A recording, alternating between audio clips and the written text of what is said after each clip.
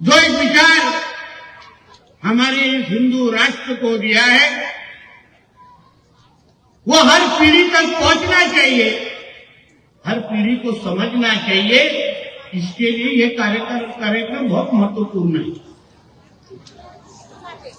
कुछ हफ्तों पहले पूजनीय सरसंघ चालक जी मुंबई में आए थे। राष्ट्रीय स्वयं संघ के शताब्दी वर्ष के अवसर पे मुंबई में एक कार्यक्रम लिया गया। उन्होंने कुछ घंटों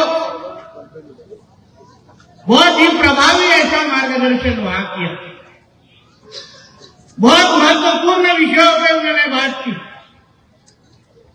वहां पे कुछ जो उन्होंने कहा वह हर एक हिंदुओं ने पढ़ना चाहिए, सुनना चाहिए और उसको समझ के अपना जीवन का प्रवास करना चाहिए। ऐसे मैं यह कहूंगा।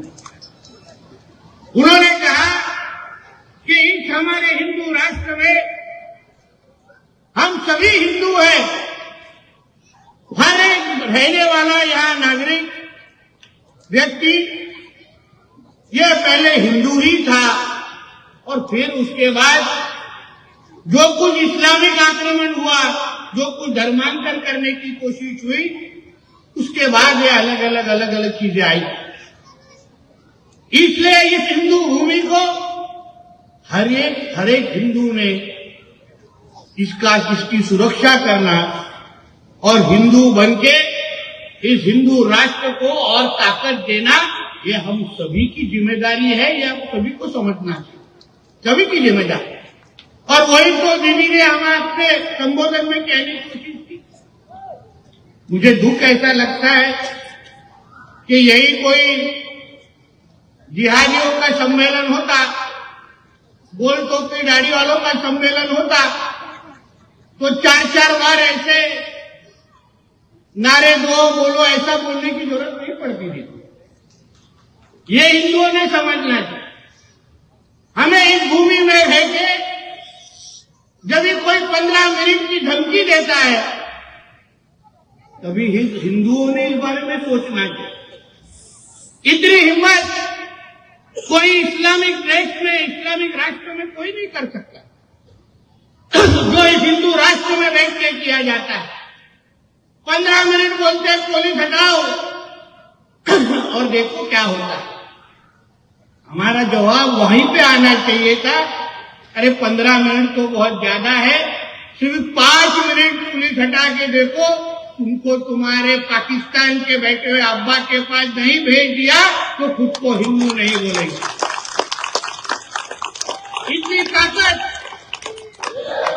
इतनी ताकत और अपने धर्म के बारे में इस हिंदू राष्ट्र में हम सभी की भावना रहनी ही चाहिए। मुझे कोई पत्रकार लोग है पूछते हैं आप हिंदू राष्ट्र क्यों कहते हैं?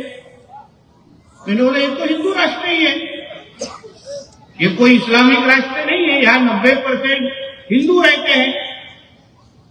पाकिस्तान इस्लामिक राष्ट्र है, बांग्लादेश इस्लामिक राष्ट्र है, कुछ कैथलिक राज्य, तो हिंदू राष्ट्र है। यहाँ सेक्युलर नाम का कोई विषय है ही नहीं। सेक्युलर क्या होगा? जो डॉक्टर बाबा साहब अम्बेडकर जी ने जो संविधान लिखा, उसका जो पहला जो ड्राफ्ट था उसमें सेक्युलर नाम की कोई चीज ही नहीं, कोई उल्लेख ही नहीं। ये तो बाद में कांग्रेस वालों ने अपनी खुद को बचाने के लिए सेक्युलर शब्द डाला। इसलिए हिम्मत से हम सबको ये समझना चाहिए कि इस देश में सर्वधर्म समभाव ये कुछ नहीं चलेगा। इस हिंदू राष्ट्र में पहले हिंदुओं का हित देखा जाएगा और फिर बाकी सबको गिना जाएगा। यही भावना होनी चाहिए। ये गंगा जमुना तहजीब बीजीब उसको लेके जा अपना पाकिस्तान में, इधर मत सुना मेरे। ये जरा अब्बा का पाकिस्तान नहीं है गंगा जमुना तहजीब बीजीब। किसको बता रहे हैं? हमको। यह हिंदुओं का राष्ट्र है। ये सभी चीज ये हिंदुओं के हिसाब से ही होगी। यहाँ सभी हमारे त्योहार, हमारी भाषा, हमारी संस्कृति, ये सभी के सभी चीजें हिंदुओं की जैसी होगी। अभी आप सोचिए अभी कल परसों होली का त्योहार है। कोई भी अगर हिंदू का त्योहार आ गया तो तुरंत हमको ही अलग अलग तरीके से कहा जाता है कि बाबा ड्राई होली खेलो, कोई दिवाली आ गई है तो पटाखे मत बजाओ, कुछ पर्यावरण खराब होगा। तो कभी बकरी ईद के वक्त कभी कहा जाता है क्या कि बकरी मत काटो, ड्राई बकरी ईद मनाओ, ऐसा बोला जाता है। वहां तो बकरी को काटने के बाद कभी पानी में तो खून सब जगह मिलता है, कभी कुछ बोलते नहीं। फिर हमको ही क्यों बोला जाता है ऐसा त्योहार मनाओ, ऐसा त्योहार मनाओ। तुम लोग जब 5-5 बार वो बोंगा बजाते हो, हम लोग कुछ बोलते हैं क्या? वो तो संविधान में भी लिखा नहीं। तो इसलिए जो मेरी बातें छुप के मस्जिद से सुन रहे हैं ना, मैं उनको सलाह देना चाहता हूं कि कल हमारी होली है, फिर रंग पंचमी है। रंग पंचमी के वक्त हमारे सभी युवा साथी हम सब बड़े पैमाने पे रंग उड़ाते हैं और हमारा त्योहार मनाते हैं। तो इसलिए आप लोग को जरा आपके रमजान के वक्त तकलीफ नहीं हो, इसलिए थोड़ा नमाज का टाइमिंग में थोड़ा बदल कर दो, कोई प्रॉब्लम नहीं। तो हो सकता है हम अगर ड्राई होली विली ये सब टेप रिकॉर्डर सुन सकते हैं ना, तो तुम भी तुम्हारा नमाज का वक्त थोड़ा 2-3 घंटा थोड़ा आगे कर दो। हम हमारा होली विली सब खेल देते, रंग बिंग उड़ा देते, फिर तुमको बोल देंगे आप चले जाओ नमाज पढ़ने को, कोई तकलीफ नहीं, सब पैसा शांति से हो जाएगा। लेकिन हमारे पुलिस भाइयों को कुछ तकलीफ नहीं होगी, ऐसे नहीं, आसान है। लॉ एंड ऑर्डर का सवाल ही रहता नहीं।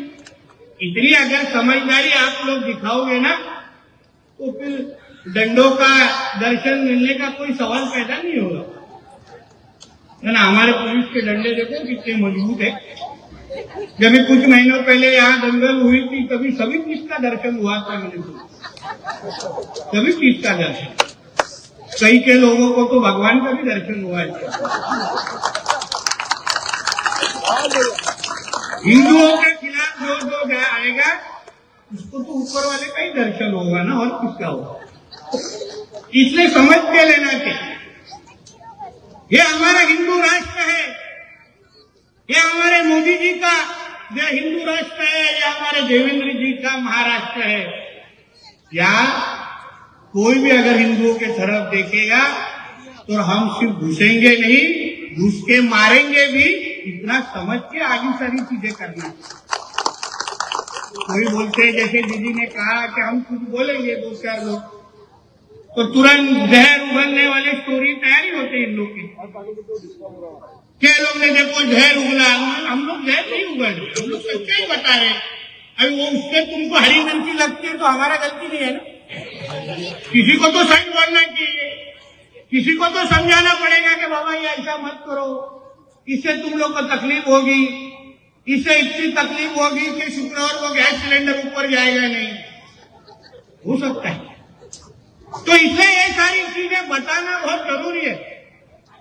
मैंने मदरसा के बारे में जो भी बातें की, अभी तुरंत इन लोग को मिर्ची लगी, अरे मदरसा के बारे में ऐसे कैसे कह सकते हैं, फिर और क्या होता है मदरसाओं में।